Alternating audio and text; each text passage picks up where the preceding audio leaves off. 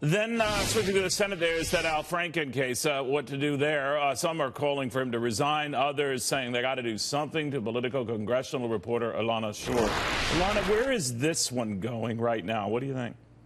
Well, right now, Democratic leaders are hoping that Senator Franken can hang on. You saw a couple of liberal advocacy groups who have been longtime allies basically say, we want him gone. Let's have a resignation. However, not the entire liberal community has turned against him yet. But this seems to be hanging on a knife's edge. By the way, Elana, if he were to resign, the Illinois governor is a Democrat, right? So he would be replaced. Minnesota, actually, yes. Oh, I'm sorry, Minnesota. So he would, in that case, they would replace with a Democrat. Presumably, there would be a special election. But we're getting ahead of ourselves. I'm sorry, Anna, I interrupted you. Go ahead. No, of course. I mean, I was basically honestly just telling you that right now liberals are split. Democratic leaders are just hoping that he can hang on and survive this ethics committee investigation. But one more allegation, and it's safe to say things will get a lot worse. You know, there's then the Roy Moore situation, a guy who could be coming into the Senate. The Senate deals with him in the event of the charges that are decades old, that allege that he had relationships with underage girls.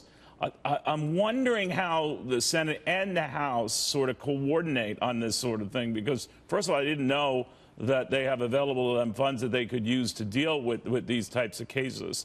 But there is a sort of a bipartisan problem there, isn't there?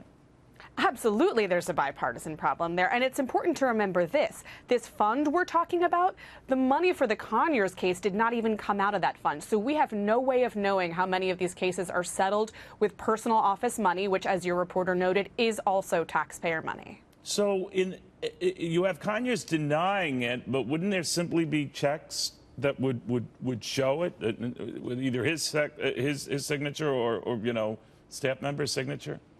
Well, the agreement was structured to avoid having separate checks. It essentially brought the aide who accused him back on as a temporary employee on the payroll. And BuzzFeed did confirm that those dates did track with the agreement.